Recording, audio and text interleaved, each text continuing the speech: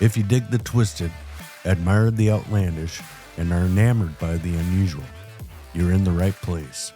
True crime, the supernatural, the unexplained, now you're speaking our language. If you agree, join us as we dive into the darker side. You know, because it's more fun over here. Welcome to Total Conundrum. Warning, some listeners may find the following content disturbing. Listener discretion is advised. Ha ha ha ha. Hey everybody. How are you today, Traci? I'm good. How are you today, Jeremy? I'm good. Great. So do we have any updates or housekeeping to cover today? Got a few things. The one that we have reminded everybody, and hopefully everybody has it figured out soon. But if not, Stitcher's going to be ending on August 29th of this year. So make sure that you find your next favorite platform to listen on. Yeah. And we have some upcoming adventures that we're really excited about. We are going to be staying at the haunted Palmer House Hotel in, I think it's Sauk Center, Minnesota. I think that's right. I think so. And we are going to be making a trip to Duluth, and we're going to be visiting the Greenwood Cemetery. Yes. And then we are also going to try to book a night at the Boyd House, which is also haunted. Ooh, Yeah. spooky.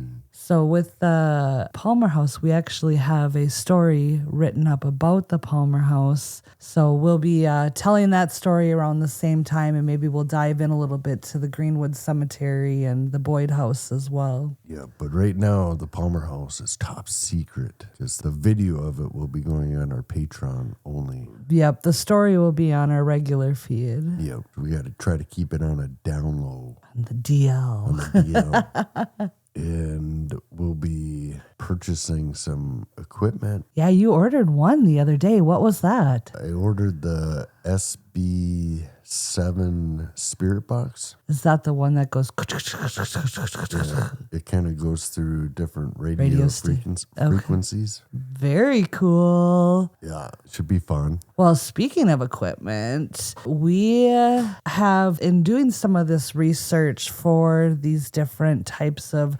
paranormal ghost hunting equipment, I did post something on our Facebook page the other day. I discovered that the K2 meter, which is EMF readers, there is a difference. There's a knockoff and there's a real one. So I put the differences out there on how to tell if you're buying a knockoff or not. So if it's something that you're interested in maybe exploring in the future, definitely check out that post, because you want to make sure you have quality equipment. Yeah, check it out. Yes. But I am so excited about these adventures that we're going to be going on, but so nervous as well. I'm still haven't overcome my fear with the ghosts and stuff. I am a scaredy cat, but I'm doing it for you guys. I'm hoping someday I can be calm like all these people on these shows. They don't seem to be as afraid as I am. And I just keep reminding my husband that he's not allowed to bring up triggers like the black-eyed kids. What about the Hookman or the hitchhiking ghost? Shh! Don't give away too many of our urban legends. That episode's coming up in the near future. Oh, sorry.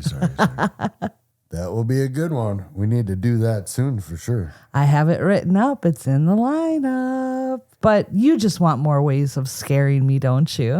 Maybe. I see how you are.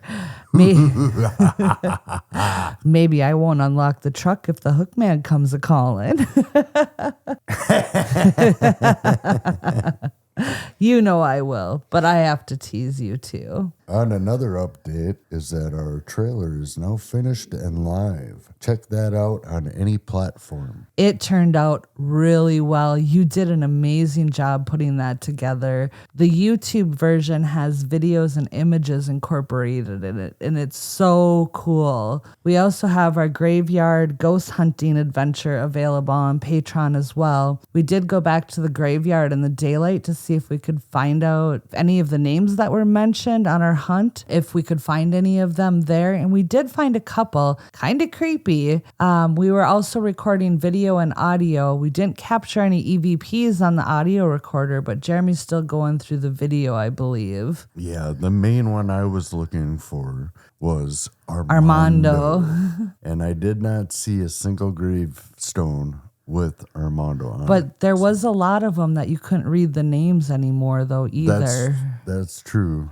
But a lot of them. It was crazy. I did find an Isabella, though. Isabel, yep.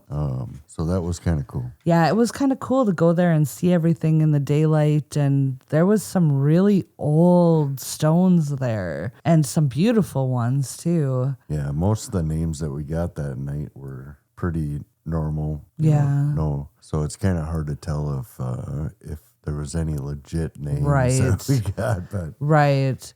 it was still fun, though. Right. It was definitely fun. Well, that's it for updates this week. Should we get to our stories? Let's do it. Jeremy, are you kicking us off today? I am. What you got for us? I am going to be talking about the Weepy Voice Killer.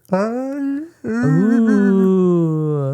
So, in the years from January 1981 through August 1982, police in St. Paul and Minneapolis started receiving disturbing anonymous phone calls from a person later to be dubbed as the Weepy Voice Killer. Paul Michael Stefani, born September 8th, 1944, Stefani was the second of 10 children. A devout Catholic, his mother remarried when he was 3 years old. Stefani's stepfather was allegedly abusive to his stepchildren, smacking them on the back of the head and throwing them downstairs. What a nice guy. Yeah, wow. Stefani grew up in Austin, Minnesota on a 5-acre parcel of land with his mother and stepfather. After graduating from high school, Stefani moved to St. Paul. He struggled to keep a job, bouncing from one job to another. He got married to Beverly Leiter and fathered a daughter with her. Stefani and Beverly got divorced shortly after, and he abandoned his daughter. One of the jobs that he had was a janitor at the Malberg Manufacturing Company in 1977. After losing his job, he started drinking alcohol heavily.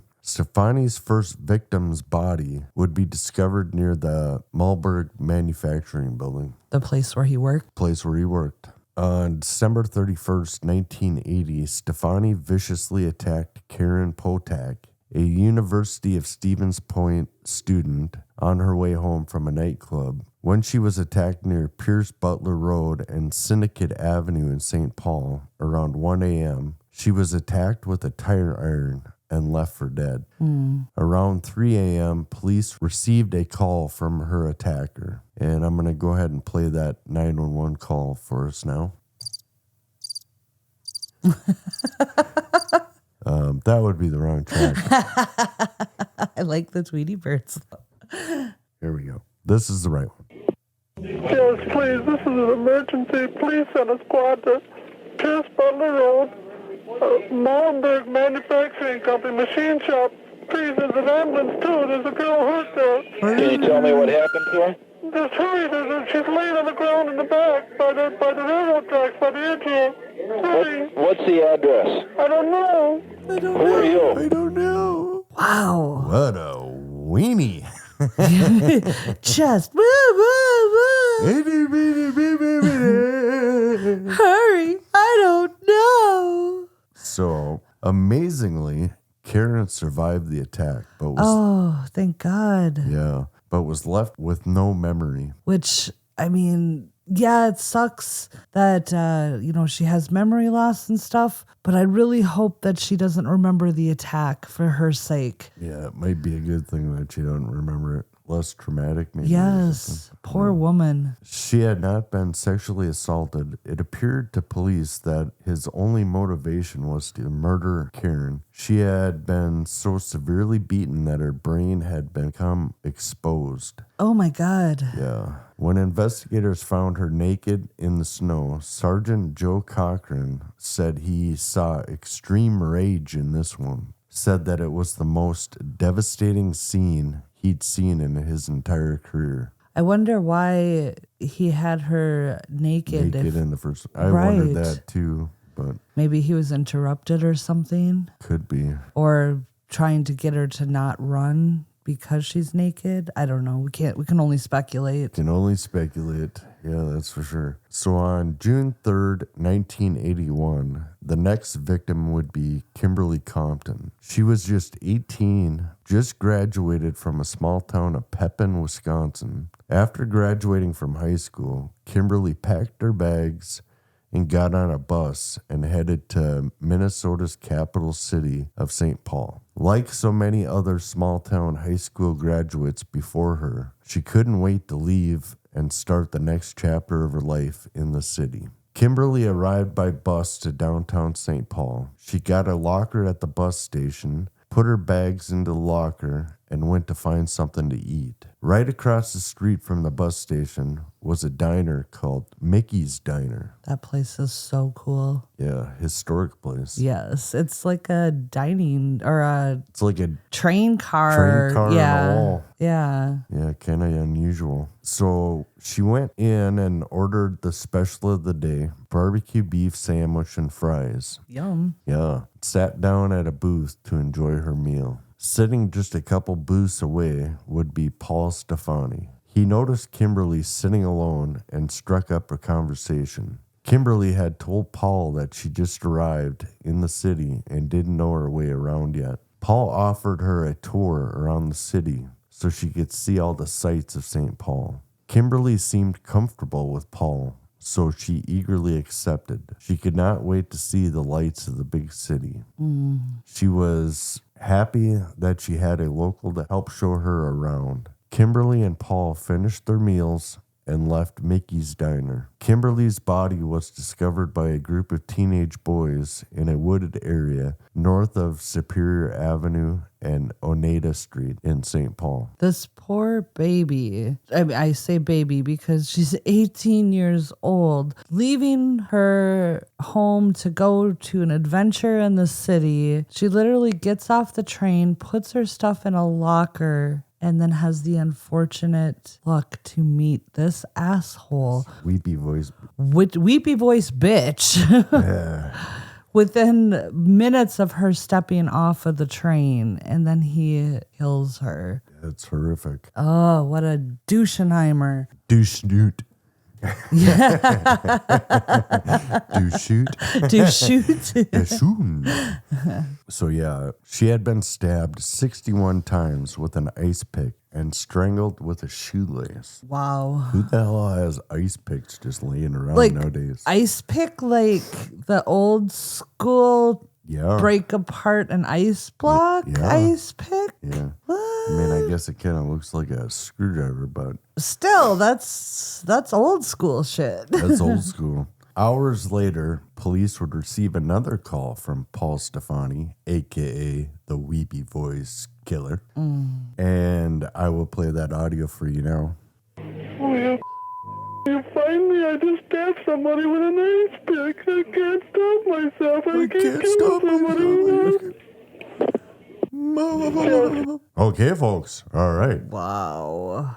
What a crazy loony. I can't stop myself. I can't. I just can't. I can't do it. Oh my God. I just want to bitch slap the man. I did too. I don't even want to call him a man. He's not a man. So while police initially believed it was a prank call, one detail from the preceding recording stood out. The caller confessed that he had just stabbed somebody with an ice pick. Only the killer would have known that he used an ice pick because we did not share that information with the media, Sergeant Cochran said. 8 days later, on June 11th, Paul would call into the police again, and I'll play that clip here now. Don't talk, just listen. I'm sorry what I did to Compton. I couldn't help it. Don't know why I had to stab her. I am so upset about it.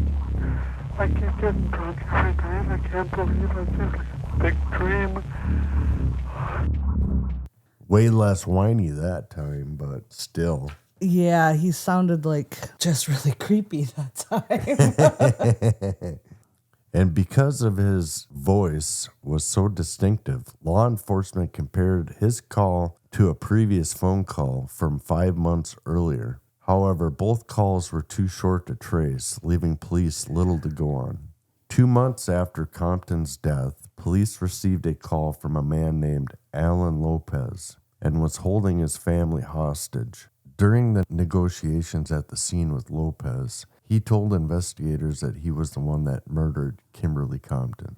Oh. Yeah, but turns out he was not. It turns out that Lopez had a history of mental illness and assault. After negotiations failed with Alan Lopez, he ended up taking his own life. After a year had passed, they started to believe that maybe Lopez was the Weepy Voice Killer for the fact that they had not gotten any more calls since Lopez died. So with Lopez, he was holding his family captive. Was his family okay? Yeah, his family ended up being fine. He just ended up taking his own life. But I do remember this story back in the day, and I tried to look up more information on Alan Lopez to try to figure out why he would confess and all that, and I couldn't find any articles. Maybe he was trying to do assisted suicide instead of thinking that if he confessed to a murder he didn't do, that the police would assist him in his suicide, maybe? Maybe, I'm not sure. Total speculation. Yeah, it's really hard to say without being able to find a story on it.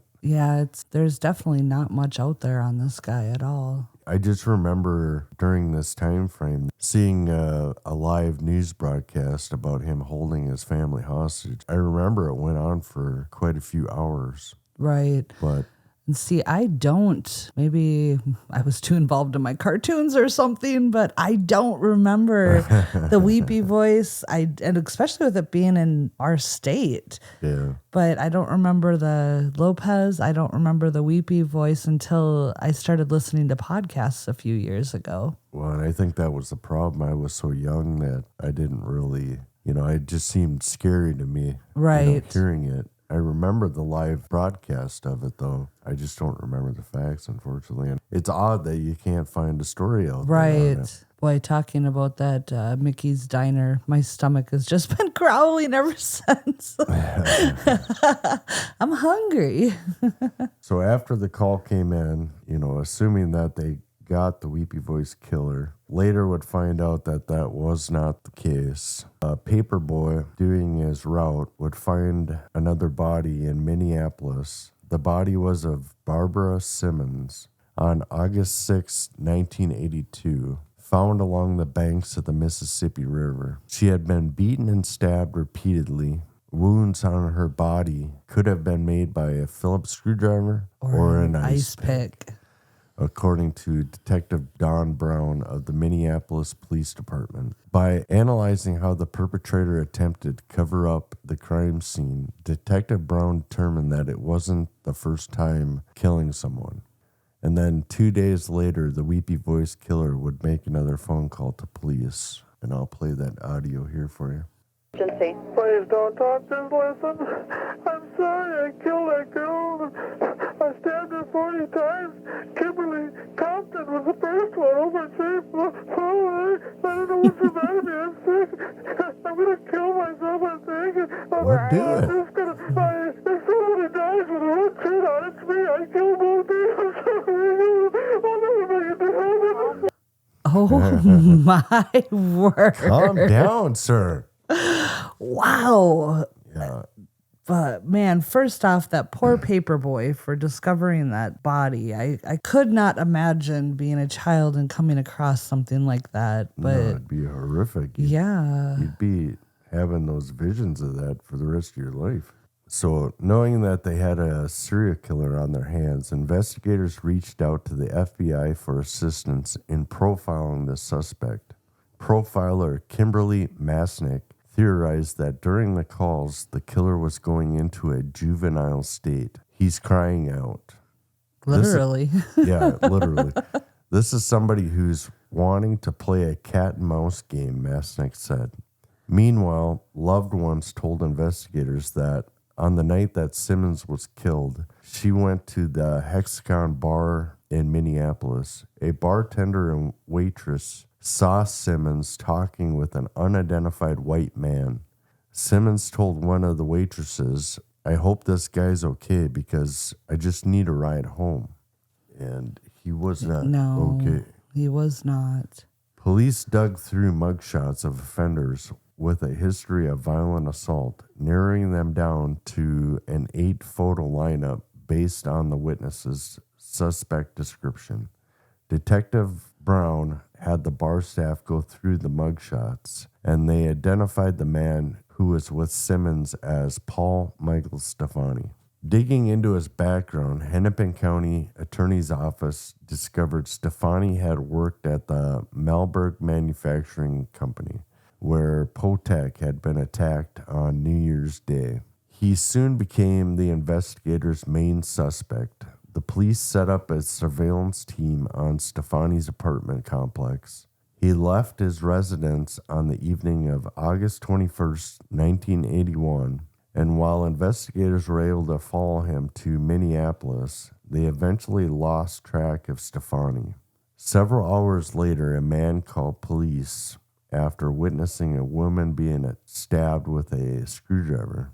The man attempted to intervene, but the suspect threatened him and then fled the scene in his car. First responders found 21-year-old Denise Williams, who had been engaging in sex work when she was stabbed 13 times. She told police the suspect offered to drive her home, and somewhere in East Minneapolis, he pulled over to the side of the road.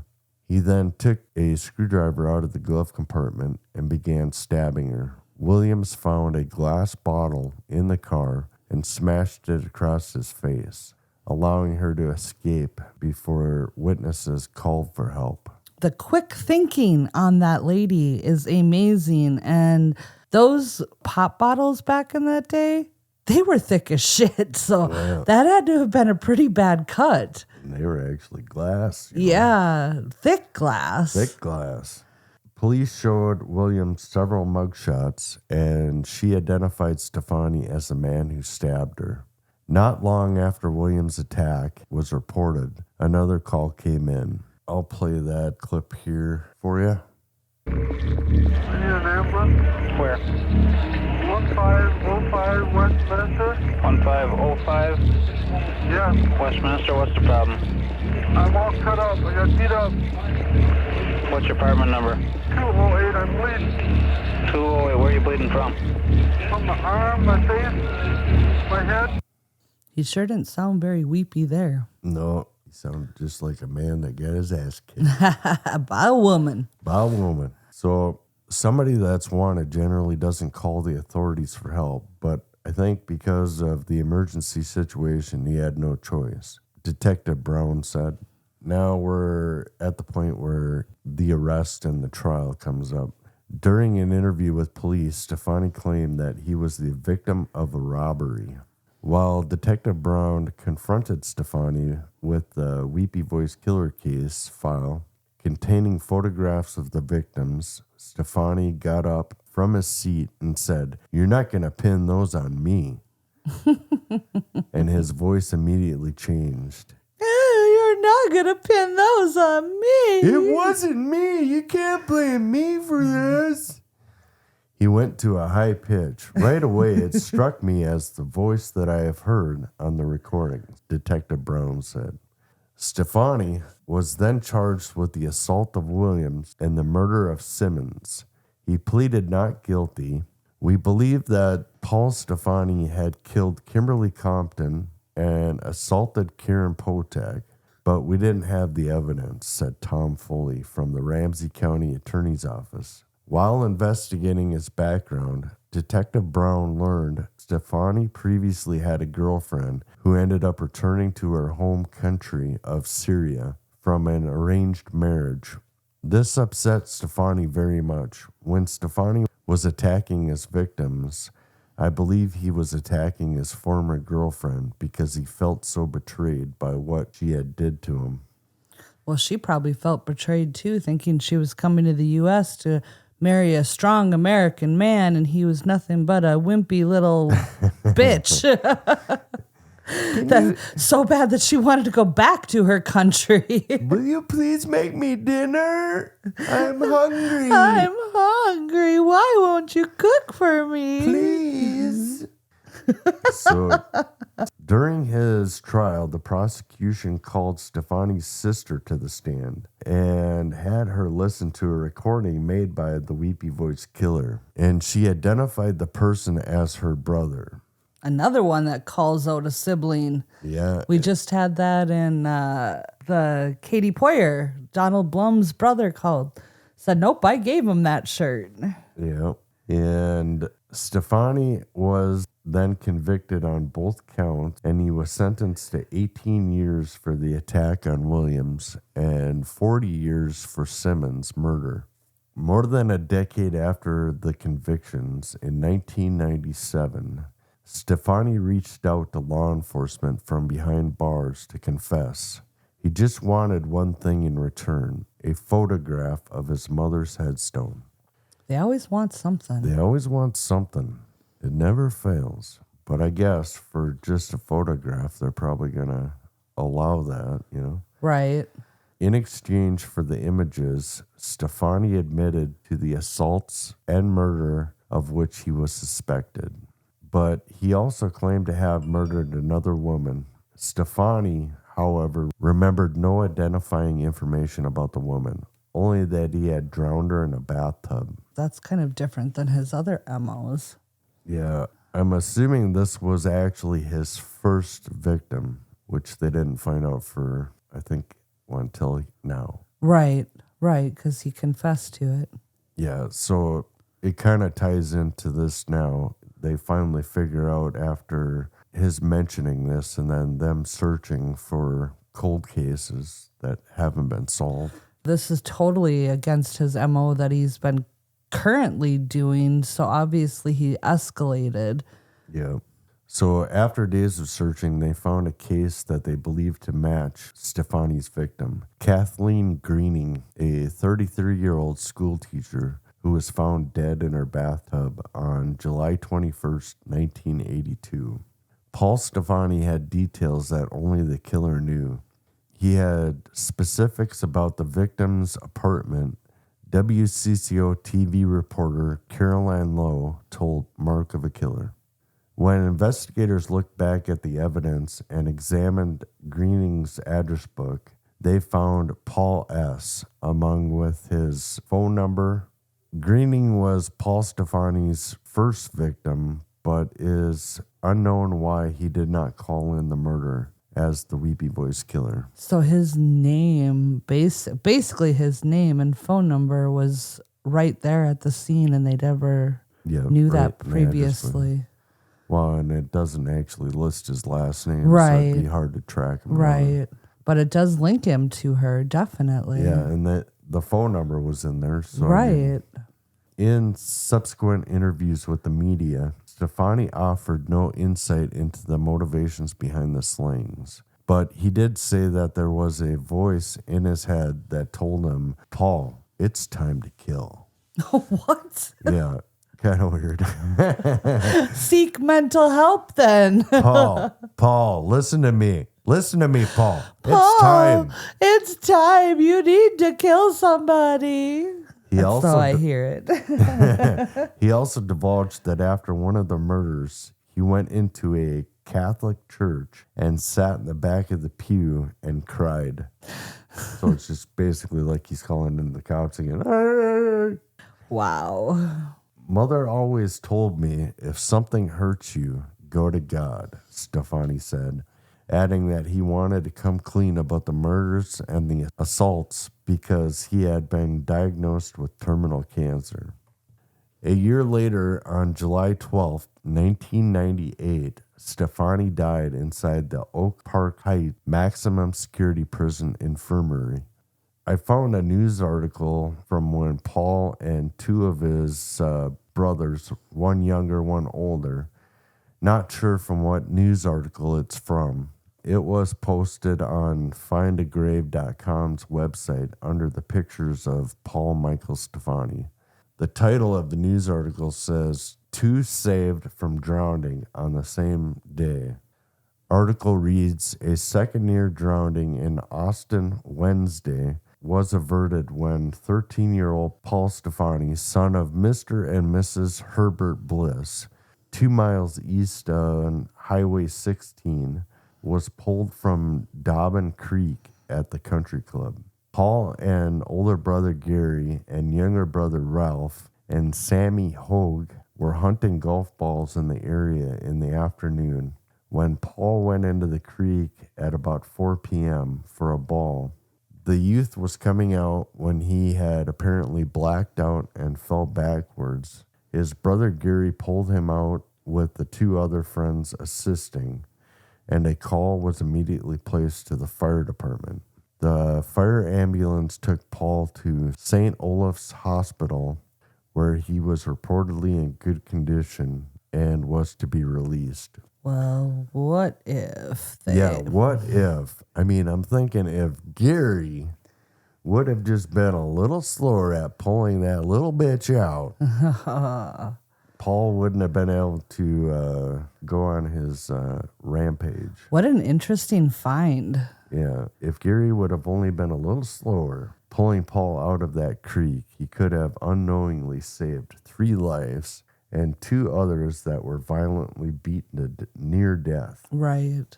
And that's my story.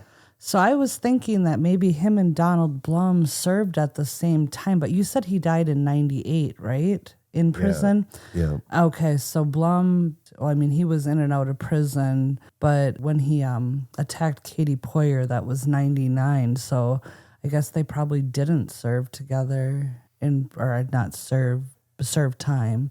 But yeah, I was thinking that they were probably in the same prison. They were, but not at the same time. Yeah. Well, I have a cold case out of Wisconsin for us today. Ooh, Wisconsin, huh? Yeah, I went away from Minnesota. About time. Right. Moving over to our neighbors to the east. Moving on east.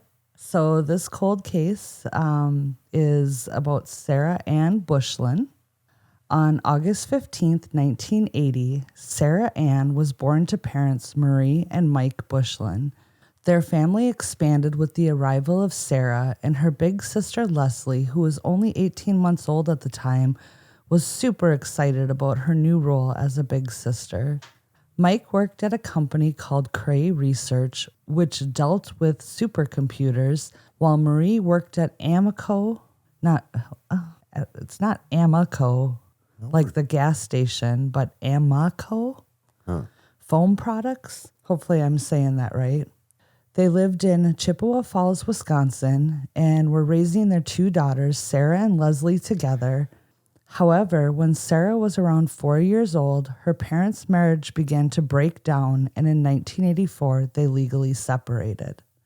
After the separation, Marie began dating a man named Jim Lampert, who used to be a police officer and also served as military police in the Army.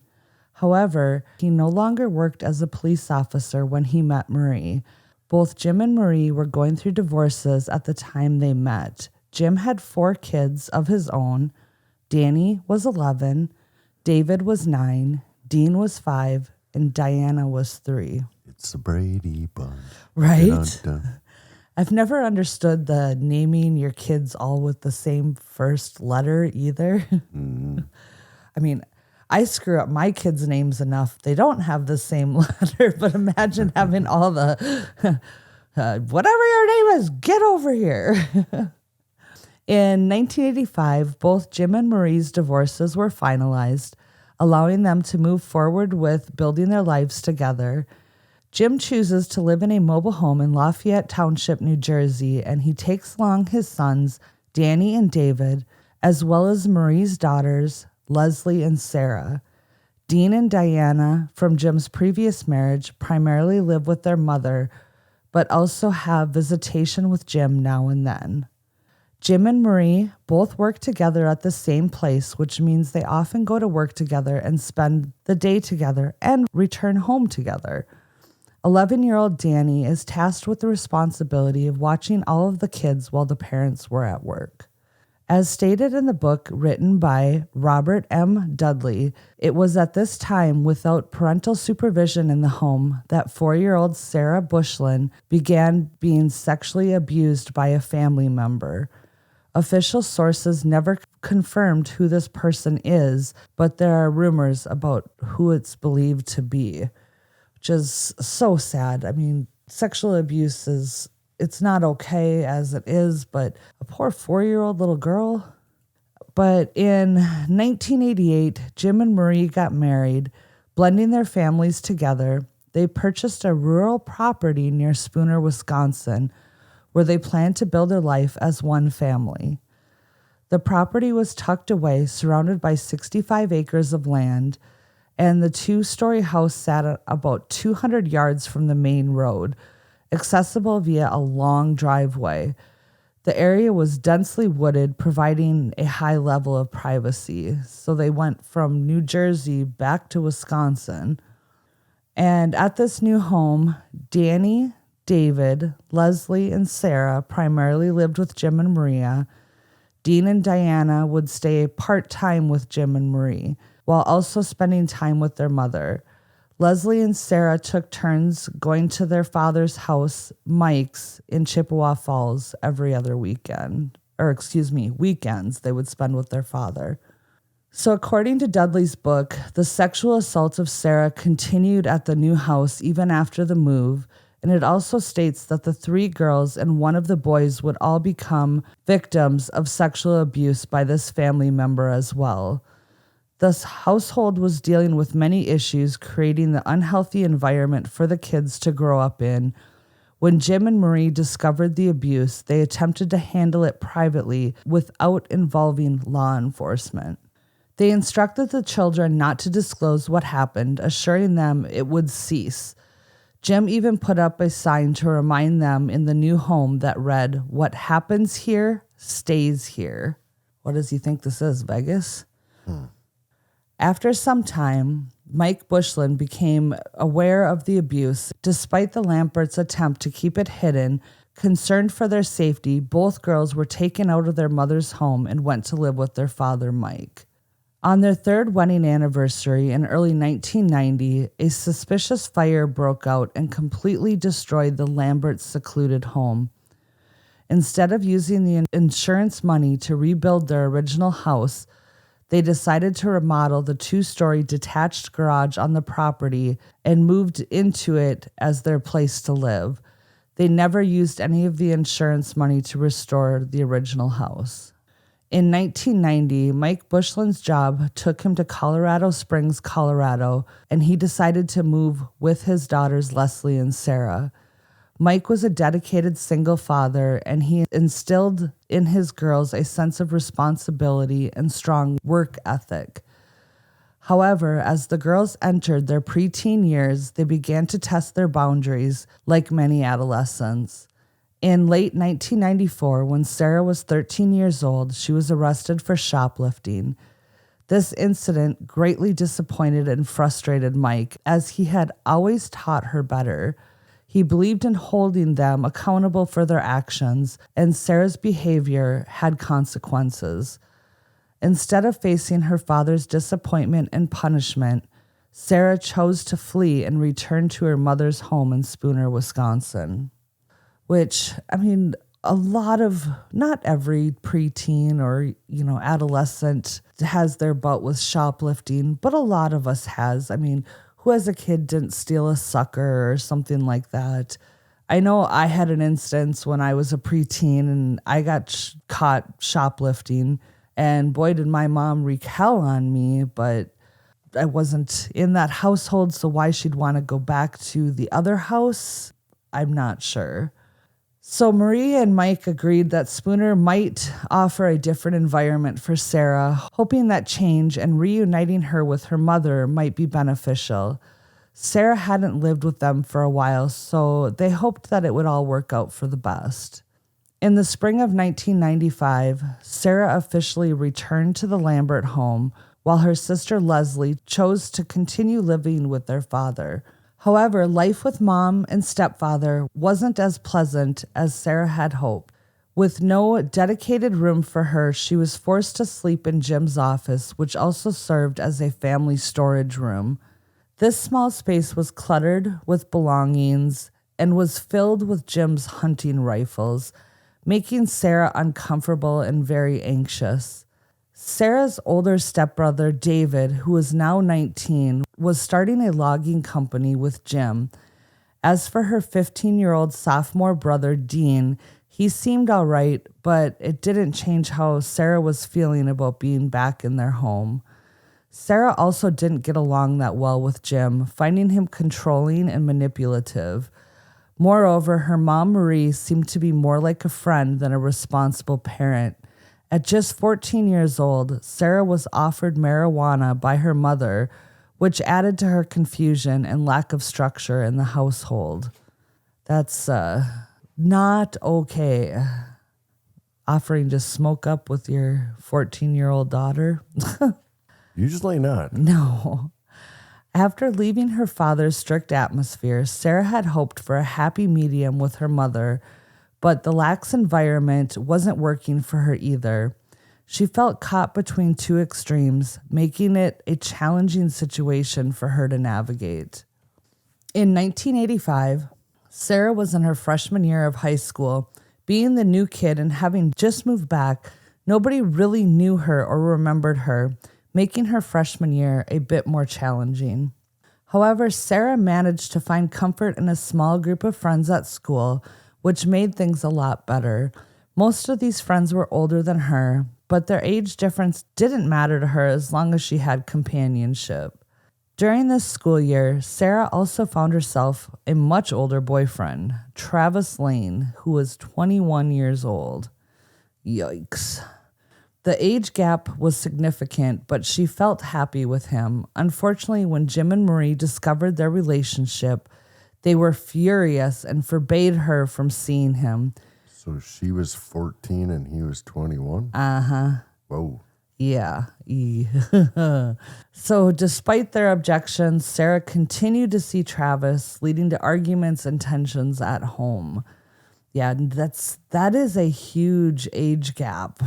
Yeah, that's definitely wrong. Yes. Somebody should have stepped in right there and stopped that. Definitely. As winter approached in 1995, the situation at home remained chaotic and not much had changed for Sara. In December of 1995, Jim Lambert, concerned about what he perceived as Sara's rebellious behavior, stumbled upon her diary while she was away from the home. The diary's contents turned out to be deeply distressing and had significant repercussions for Sara and everyone involved. As per sources, it was revealed that Sara was pregnant and keeping it a secret from her parents. Consequently, they imposed a seemingly indefinite grounding on Sara, which felt like a lifetime to her. She was confined to the house, permitted only to attend school, and strictly forbidden from seeing Travis ever again. Jim and Marie scheduled an abortion against Sara's wishes. She told them that she wanted to keep the baby, but they convinced her otherwise, and on February 6, 1996, Sara was taken to Duluth for an abortion. Jim also contacted 21-year-old Travis and threatened him with legal action against a minor unless he repaid him for the cost of the abortion. I'm sorry, why would you be threatening him if he doesn't repay you for the cost of the abortion? You should be threatening him because he's sleeping with your 14-year-old daughter. Legal action should have been taken either way.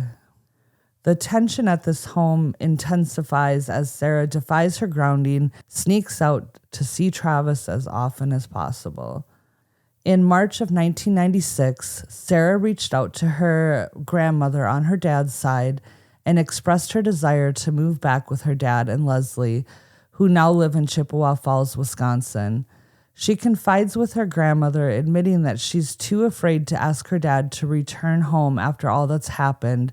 Her grandmother reassured her that her dad would welcome her back, but advises her to speak with him directly about it. On April 2nd, 1996, Jim had his friend Brian over at the Lambert home, and the plan was for Brian to stay the night before they both headed to Stillwater, Minnesota, the next day to visit some friends. Brian, originally from Canada, had been friends with Jim for a long time, but he was known for engaging in shady activities and criminal behavior. Their friendship seemed to bring out the darker side of Jim, as he had been involved in breaking hunting and fishing laws for some time, and there were suspicions of him being linked to various insurance frauds, including the previous arson incident that destroyed their family home years ago. On the morning of April 3rd, the last day before spring break, Jim and Marie agreed to lift Sara's grounding. It was finally the day for Sara to experience freedom again, to hang out with friends, and to do whatever teenagers usually do. She had plans to visit a friend's house before school. They would walk to school together, and after school, spring break would officially begin, and she was looking forward to enjoying the break with her friends. When Sara woke up that morning, her stepbrothers, David and Dean, were home. Jim's friend Brian was also there. Her mother, Marie, had gone to a funeral in Chippewa Falls. Her oldest stepbrother was in the Navy, and her sister Leslie still lived with her father in Chippewa Falls. Diana remained with her mother full-time. Jim and Brian left for Minnesota that morning, but Brian noticed that Sara was acting strangely before they departed, which I find that statement kind of off, because Brian didn't know Sara, so how would he know if she was acting strangely? So anyways, Sara's stepbrother Dean agrees to give her a ride to her friend's house before school. They follow through with their plans and walk to school that morning, and around noon, Sara's 21-year-old boyfriend Travis drives to the school to pick her up for lunch. They then head to one of Travis's friends' houses and spend their lunch hour there. Afterwards, Sara returns to school for the second half of the day. During the afternoon, Sara asks one of their neighbors if they can give her a ride home after school because she needs to get something to bring to her friend's house. However, her friend believes that there was more to the story. According to her friend, Sara wanted to go home to get her diary. She was worried that since her grounding was over that day, that Jim might try to take her diary again and find a way to extend her punishment. She just wanted to get home and find her diary to ensure it was safe.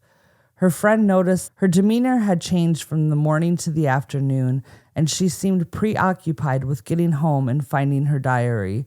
Something might have happened during the day to cause this change, but no one knows. I am just confused on this because Jim's supposedly in Minnesota with Brian, so why would there be that worry that she needed to get home? Not sure. So that kind of confuses me, unless she didn't know that they were staying in Minnesota, but I'm not sure. I mean, where they were going isn't that far from where they lived, but so Sara didn't get a ride home from the neighbor. She ended up having to take the bus home. On the bus, she sat next to a friend and she sneakily smoked a cigarette. Another friend on the bus invited Sara over for Easter that weekend, and Sara Lee happily agrees, saying that she probably can because she's no longer grounded. On April 3rd, 1996, at 3:45 p.m., Sara exited the school bus at the end of the Lamperts' long, secluded driveway. Only David, the oldest one living at home at the time, is there when she gets off the bus. Dean, 16 years old, is not around, and his whereabouts are unknown.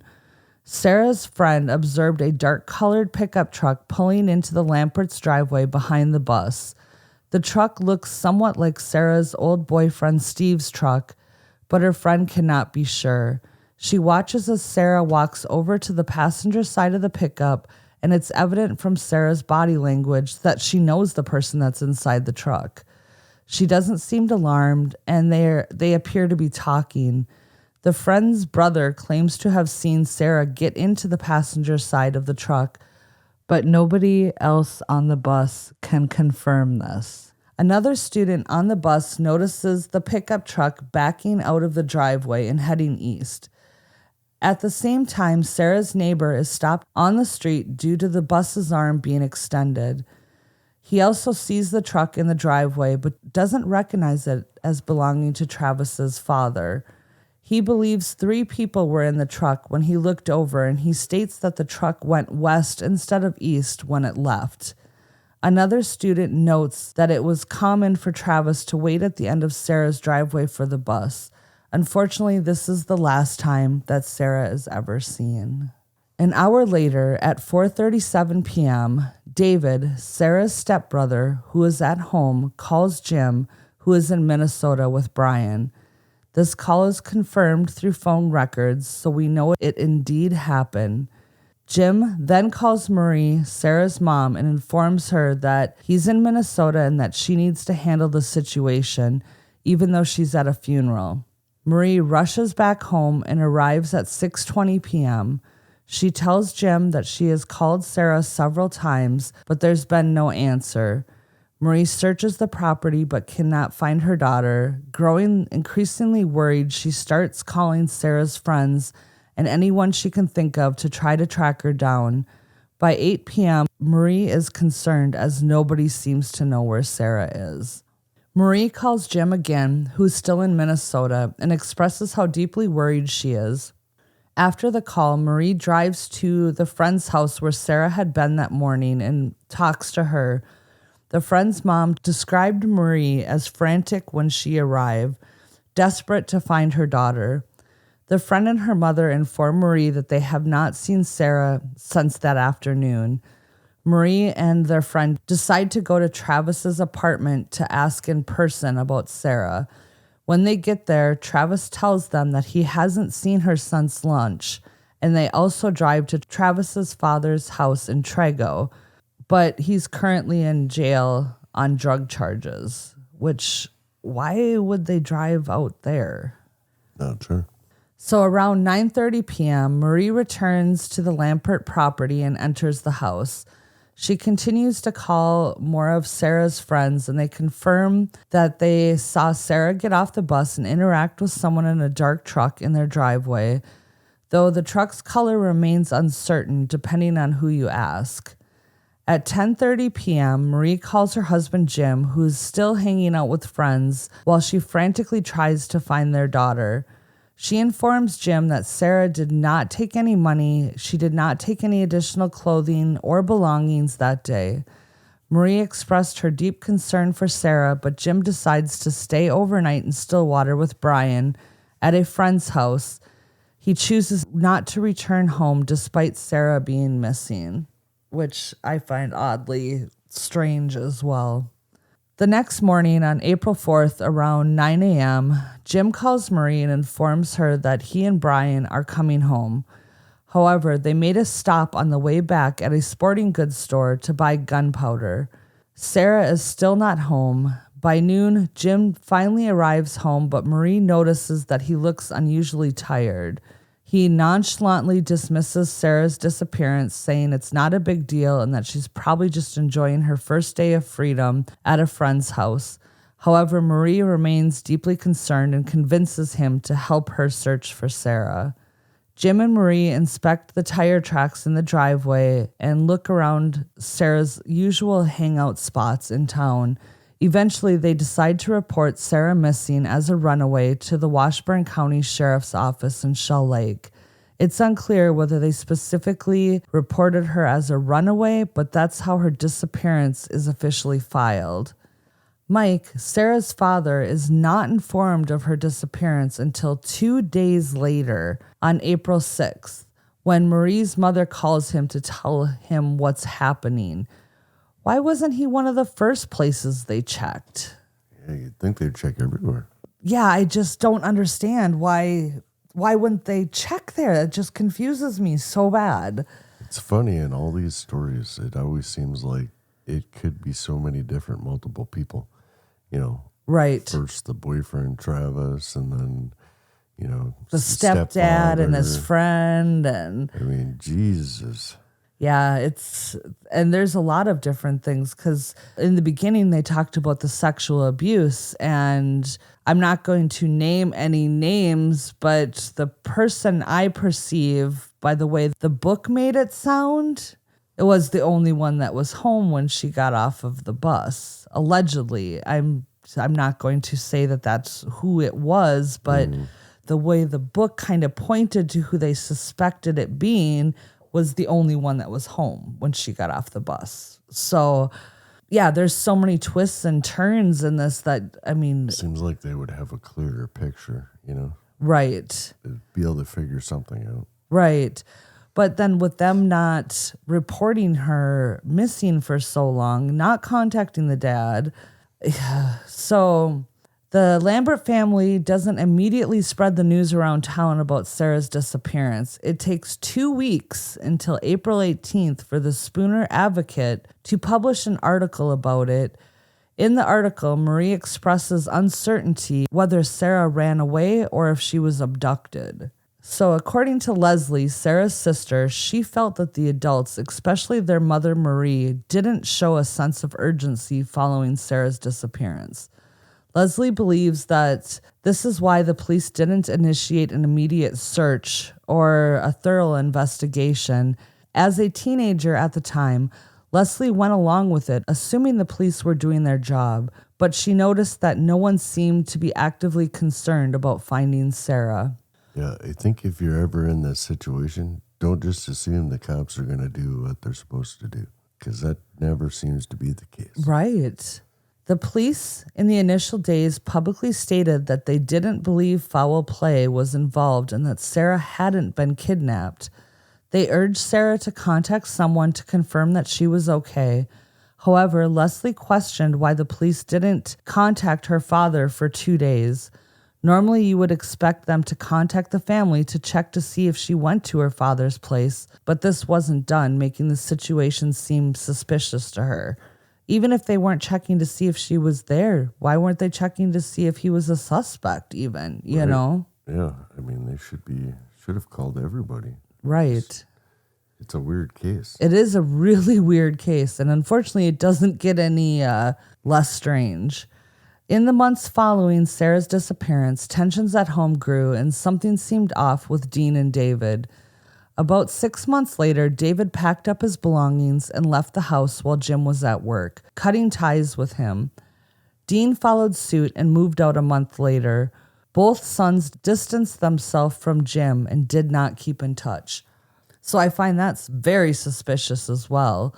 What was Jim doing that forced both of his sons within that month time frame to move out? Obviously, they don't like the guy much. Right. Nobody wants to stick around this guy. No. For nearly 3 years, Sara remained missing, and her name was on a list of runaways receiving little attention. Mike Bushland, her father, held out hope that she would return on her 18th birthday, but that day passed without any word from her.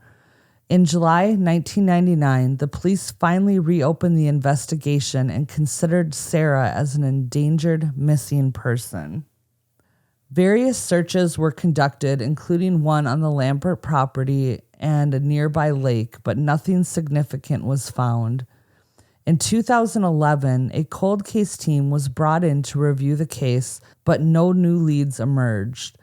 In May 2013, a group of over 70 officials, including cadaver dogs, conducted another search of the Lambert property. But again, nothing of importance was discovered. The mystery of Sara Bushland's disappearance remains unsolved. In February 2017, a reporter covered the story of Sara's disappearance and conducted interviews with Leslie and Mike. The coverage gained momentum as the station offered a $5,000 reward for information, prompting other stations to follow suit and air coverage on the case. It was the first time the case received significant media attention since Sara went missing. In April 2017, Marie Lambert passed away due to COPD. Just 2 months later, Jim Lampert also succumbed to COPD. A week after Jim's death, investigators searched the Lambert property once again, but no new evidence is found.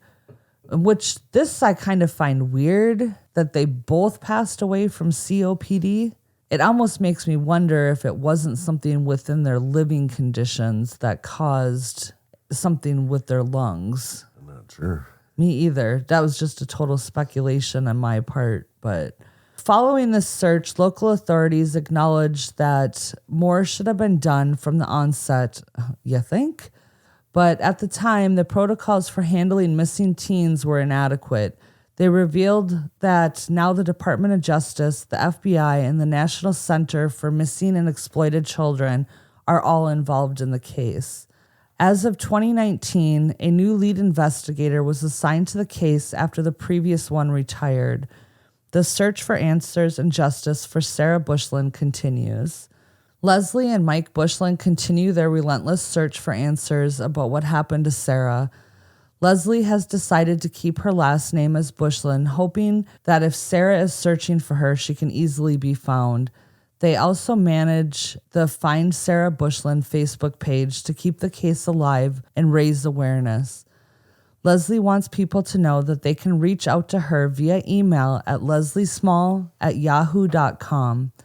If they have any information, at this point she emphasizes she doesn't necessarily need to see prosecution. She just wants answers about Sara's disappearance. Sara was a social butterfly with blonde hair and green eyes, effortlessly fitting into any group. She had quick wit and a sense of humor that charmed everyone around her.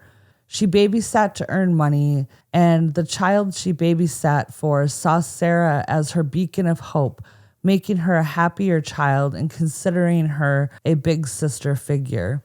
Leslie believes that every missing person deserves to be looked for, and she's determined to keep searching for Sara. The last known outfit Sara wore was a blue jacket, jeans, and a Tweety Bird t-shirt, and black Reebok sneakers. If anyone has any information regarding Sara's disappearance or her current whereabouts, they can contact the Washburn County Sheriff's Department at 715-468-4700. The callers can choose to remain anonymous. People familiar with this case have discussed three main theories. The first is that Sara got into the truck and something tragically happened to her while she was inside. The second is that Sara got into the truck but was later brought back and then something unfortunate happened to her. The third suggests that Sara never actually got into the truck and instead went straight home where something dreadful occurred. Marie eventually handed over Sara's diary to Leslie, but to their dismay, more than half of the pages were torn out and missing, leaving behind an unsettling mystery of what was written on those pages and what information they might have contained about Sara's experiences and thoughts. So that is my case for today. Nice. Not a happy one. Not a happy one. They never are when they're missing. Well, No, and cold cases are even harder because there's so many unanswered questions. Yep. I feel for the family. And I know I did see that Sara's sister, Leslie, is currently working with some people on a documentary. So that'll be coming out, I believe, this year. Nice. Yes. So I look forward to seeing that, and hopefully we can get some answers and bring Sara home. Yeah. But that's all I have for today. All right. I guess that's a wrap. That is a wrap for today. We love you guys. Love you. Bye. Bye. Thanks for hanging out with us here at Total Conundrum. Please make sure to check out our website and blog at totalconundrum.com for news, upcoming events, merch, bloopers, and additional hysteria. You never know what will pop up, so be sure to follow along. If you want to show your support for Total Conundrum and gain access to all of our bonus content, please visit our Patreon page. You can also follow us on Facebook, Instagram, and Twitter. The links are available in our show notes. If you have any questions, comments, recommendations, or stories to share, please email us at contact@totalconundrum.com. Episodes are available on Apple Podcast, Google Podcast, Stitcher, Spotify, or wherever you listen to your favorite podcasts. If you like the show, please rate, review, and subscribe on Apple Podcasts. We appreciate the love. Keep on creeping on, mother cluckers.